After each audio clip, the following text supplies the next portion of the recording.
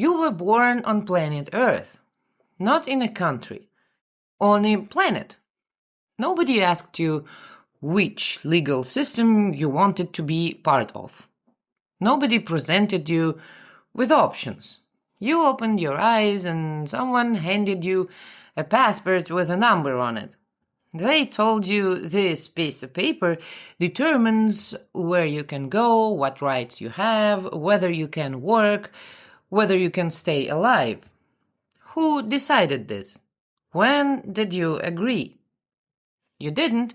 You were assigned. Every political system on Earth claims authority over human beings.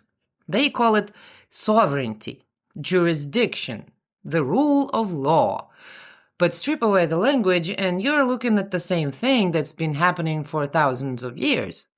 Someone showed up with a weapon and said, "This is mine now." The difference is that now, many generations later, their descendants hold up a piece of paper and say, "This is legal." Legal according to what? According to the laws they wrote. Who gave them the right to write laws? They did. They gave themselves that right, with force. This is the foundation, institutional violence rebranded as order. States did not originate from universal consent. The earliest ones formed under ecological conditions that made refusal impossible, while later states were established through conquest. There were no moment in history when all the humans living on a piece of land gathered together and voted to create a government. What happened instead was force. Armed groups took control of territory, killed or subjugated anyone who resisted, and declared themselves the authority. Then they wrote it down. They created documents. They drew borders. They built bureaucracies. And after enough time passed, people forgot the whole thing started with someone getting hit over the head. The metaphor is exact. Imagine someone breaks into your house, beats you unconscious, throws you out, and moves in. Then they write house rules on a piece of paper. 50 years later, their grandchildren show your grandchildren that piece of paper and say, "This house belongs to us legally." That's every government. The only difference is how much time has passed since the original act of violence. They'll tell you that modern states are different, that we have democracy, that we consented to be governed through something called the social contract. Where is this contract? Show me the document with my signature on it.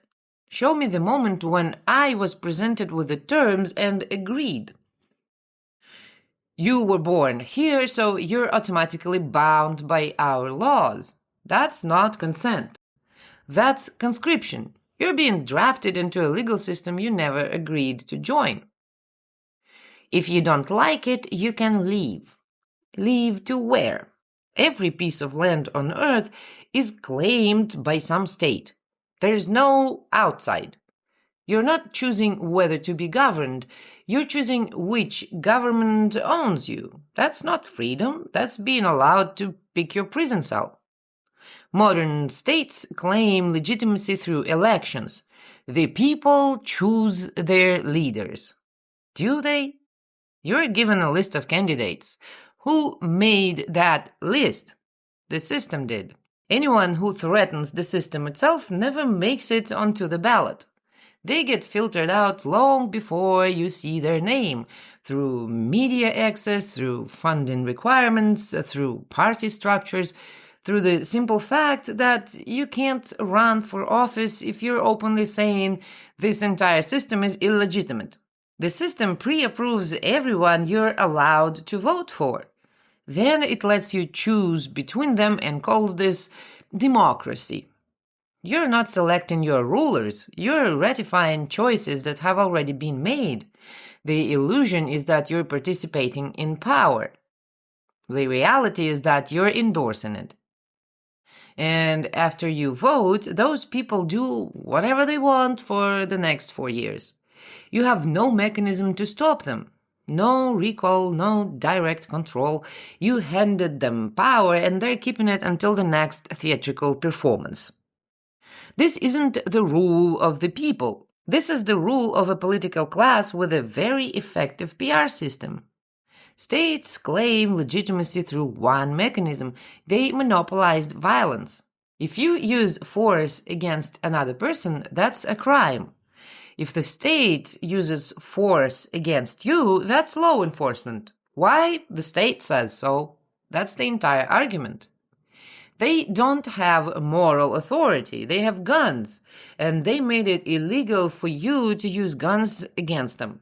Then they wrote that rule down and called it the law. This is circular reasoning presented as legitimacy. We have the right to rule because we have power, and we have power because we took it, and it's legal for us to have taken it because we wrote the laws. There is no external standard here, no objective basis, just force wrapped in paperwork. Laws don't fall from the sky. They're written by specific people with specific interests. Why are taxes on labor higher than taxes on capital? Who writes tax law? People who own capital. People who don't sell their labor, they buy it. Why is it illegal to cross borders without permission? Who benefits from controlling human movement? States, corporations, anyone who profits from restricting where people can work, where they can live, where they can access resources. Laws aren't justice. They're encoded self-interest. The people who hold power write rules that preserve their power. Then they teach you to call this civilization. Now let's look at so-called countries. Someone drew a line on a map and said, you belong to this side. Then they made it illegal for you to cross that line without their permission. Why? What gives anyone the right to restrict human movement on Earth? National security. Security for whom? For the political structures that depend on controlling populations. For the economic systems that depend on restricting labor markets. Borders aren't natural. They're tools. The whole system depends on your inability to leave.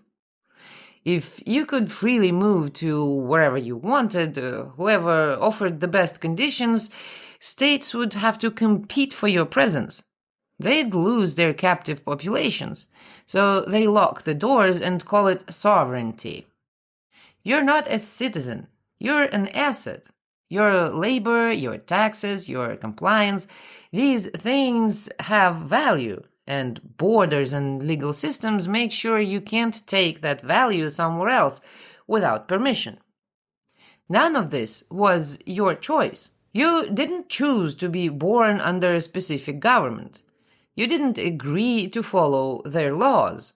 You didn't sign any contract. You were simply assigned a jurisdiction the moment you took your first breath. And if you refuse, if you say, I don't recognize your authority over me, they'll put you in a cage, or they'll kill you. That's the system. Obey or face violence. And they call this the social order. You're not free. You were never free. You were born into a structure that claims ownership over your life, and that structure will enforce its claims with force if necessary. The question you should be asking yourself is, when did I agree to this? When did I consent to be governed by people I've never met, according to rules I didn't write, in a system I didn't choose? The answer is, you didn't. They'll tell you that without government there would be chaos, that humans need authority, that power structures are inevitable. This is the most successful lie the system ever told. Yes, people need coordination. Yes, people need ways to resolve conflicts. But coordination doesn't require a permanent ruling class. Conflict resolution doesn't require a monopoly on violence. What you're being sold as necessity is actually the only system the people in power will allow you to imagine. Every time someone proposes an alternative, the system destroys it. Through force, through propaganda, through economic warfare. Then it points to the wreckage and says, see, alternatives don't work. The system doesn't want you to imagine that you could organize yourselves without rulers. It wants you to believe that you need them, that you're too stupid, too chaotic, too dangerous to be trusted with your own lives. That's the final insult. Not just that they rule you, but that they've convinced you that you need to be ruled. The system doesn't survive through violence alone. Violence is expensive, it's visible, it creates resistance. The system survives through belief, through your acceptance of its legitimacy, through your willingness to obey without questioning.